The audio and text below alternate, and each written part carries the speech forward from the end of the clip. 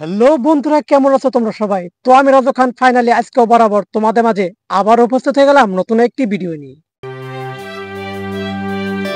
তো বন্ধুরা, ভিডিওটি শুরু করার আগে তোমাদেরকে বলি, এখনো যারা আমার চ্যানেলটি সাবস্ক্রাইব করে রাখোনি তো অবশ্যই এখনই সাবস্ক্রাইব করে নাও।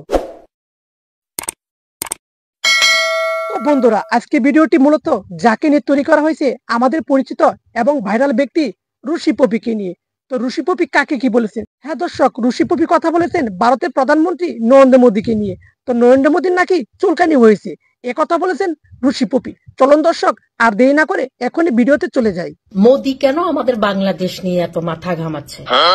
হ্যাঁ, মোদির যদি এত মায়া লাগে হিন্দুদের জন্য, বাংলাদেশ হিন্দুদের জন্য, তাহলে মোদি সবাইকে নিয়ে ইন্ডিয়া কেন চলে যাচ্ছে না? কিসের জন্য মোদির এত বিচার মধ্যে চুলকানি হচ্ছে না বাংলাদেশ হিন্দুদেরকে নিয়ে? ওরে সর্বনাশ দর্শক, ভারতের প্রধানমন্ত্রী নরেন্দ্র মোদীকে এভাবে সরাসরি ভরে দিচ্ছে ঋষি পপি। তো ঋষি পপি দর্শক আরো অনেক কিছু বলেছে, চলুন আর দেরি না করে পরের স্টেপে ভিডিওতে চলে যাই। ঠিক আছে, বাংলাদেশ হিন্দু তো অনেক সেভ আছে, ইন্ডিয়ার থেকে বাংলাদেশ হিন্দু আরো বাংলাদেশের মধ্যে সেভ আছে। মোদির কেন এত চুলকানি লাগতেছে? সুটিয়ে লাল করে দেবো, নোংরামি বার করে দেবো। চার দোকানের একটা মোদি। শুধু তাই নয় দর্শক, ভারতের প্রাইম মিনিস্টার নরেন্দ্র মোদী আগে নাকি যখন চায়ের দোকানে চা বিক্রি করতো সেই প্রসঙ্গ নিয়ে কথা বললেন ঋষি পপি। তো দর্শক, ঋষি পপি কি বলেছে চলো না দিয়ে না করে এক্ষুনি শুনে আসি।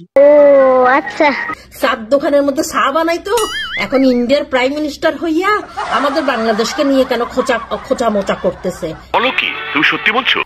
মজা নেই আ রাহা হ্যায়। এ মোদি, আপনি সব খুলে বলুন। তোমার কি দরকার আমাদের বাংলাদেশ নিয়ে এত মাথা ঘামাবার জন্য? বাংলাদেশে হিন্দুরা অনেক ভালো আছে। তুই বাইডেনকে এগুলি বলস যে বাইডেন এগুলি কানের মধ্যেও নেয় না, বুঝছিস? তুই পারলে তুই সবাইকে নিয়ে যা না ইন্ডিয়ায়, তোকে কি আমরা মানা করি? কেসটা তুমি ধরেই ফেলেছো। তোমাদের সাথে আমিও যাব। তুই নিয়ে যা। না না, আমি যাব না। ঠিক আছে, আমি একটু ভেবে দেখি।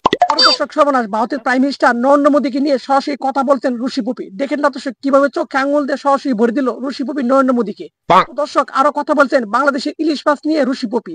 তো নরেন্দ্র মোদীকে ইলিশ মাছ নিয়ে কি বললো, আবার কিভাবে অপমান করলো, চলুন দর্শক আর দেরি না করে ভিডিওটি দেখে আসি। তুই কেন আমাদের বাংলাদেশ নিয়ে মাথা ঘামাস? তুই কে? সঠিক বলেছেন।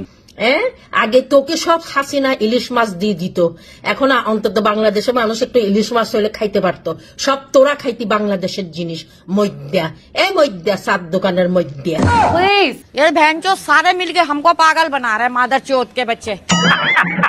তো দর্শক, আমি আর এস রাজু খান আজকে ভিডিও এ পর্যন্ত সমাপ্ত রেখে আমি আপনাদের কাছ থেকে বিদায় নিচ্ছি। দেখা হয়ে যাবে সামনে একটি কোনো ছোট্ট ভিডিওতে।